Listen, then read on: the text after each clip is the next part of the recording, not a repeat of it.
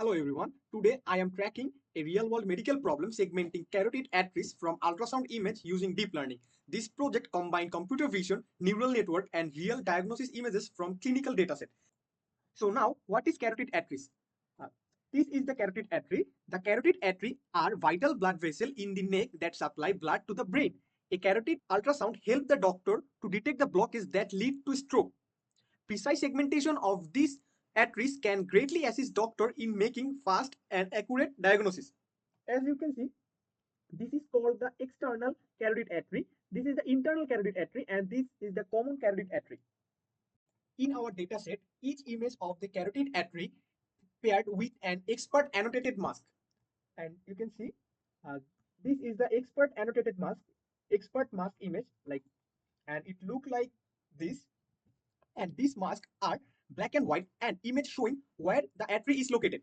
We will train our model to predict these masks from unseen ultrasound scans. And if you want to see the carotid picture, then this is the carotid picture, and for this picture, this is the mask. So now let's start the coding part. So let's start it by loading our data. So whenever you open your Kaggle notebook, you will find this same code, and with this code you can load your data. So I'm just loading my data. Here you can see expert mask image, uh, and after loading all the expert mask image, I am uh, loading the US images. You can see from here I have two folder, expert mask image and US image. Under these two folder I have all my data,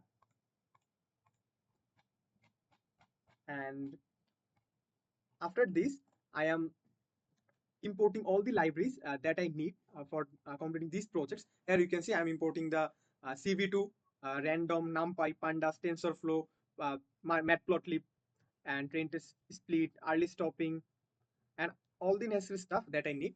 Uh, Here I am saying that this is the base path that you are seeing. Just Kaggle input, carotid ultrasound image. You see carotid ultrasound image, then common carotid ultrasound image. This is the base path, and this is the image directory. Image dir means the directory, and this is the mask directory. In these two lines, I am creating a sorted list of image and mask file path of their respective directories, like image path, image directory path, and the mask directory paths.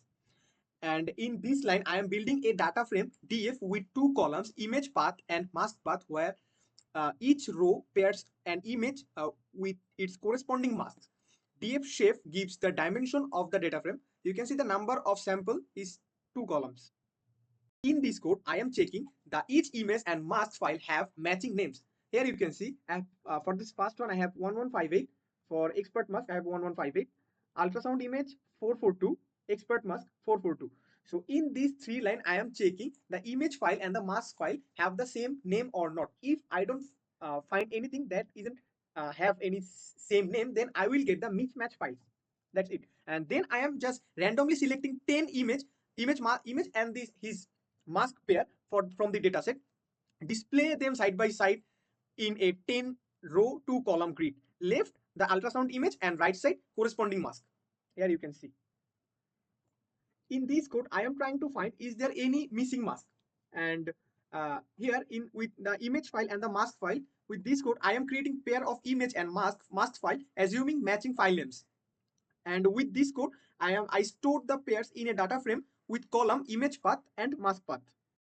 And up next, this is the code of our UNet model. For segmentation task, UNet is the go-to architecture. It works by compressing the image with convolution and pooling layers, then reconstruct it using upsampling and skip connections. Here you can see I'm using upsampling, and the key compound of this model is convolutional 2D for feature extraction, max pooling for downsampling, upsampling and concatenate for reconstruction, and final sigmoid activation for binary mask output. Here I am using 16, so each convolutional layer learns 16 different pattern, and this 32, so it can learn 32 different pattern, and 64, 128, and 256, so on. So they can learn 256 different pattern. And this is the ReLU activation, adds non-linearity so the network can learn complex patterns. And the padding, this padding equals to same, it means keeps output size same as the input. And the max pooling, we are using the max pooling to reduce the septical size by half these compress the information and help the model to focus on the essential features. And in the upsampling part, you can see here I'm upsampling. In the upsampling part, increase the haptical size, like zooming out and recovering original resolution. And in this part, I am concatenating the U6 and C4. Here you see this is the U6 and this is the C4. Combine upsampled output with matching encoder feature C4. This bring back the lost details.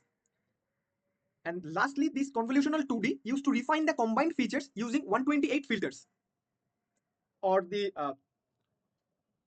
128 or 64, 32, and 16. Here we go with 16, 32, 64, 128, and in the upsampling part, we are going down towards like 128, 64, 32, 16. Here I load the image and the mask from the path of the data frame, resize it in 256 into 256, convert them to NumPy array, and normalize pixel value 0 to 1, and return image mask as array for model training. And here I am expand the dimension.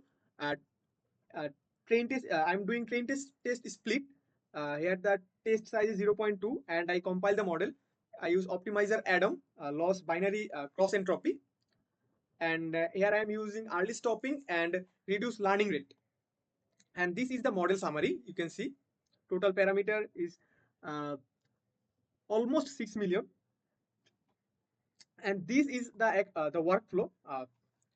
This is the input layer, convolutional 2D, max pooling, convolutional 2D, then another max pooling. Uh, you can say that was the visualization of this model.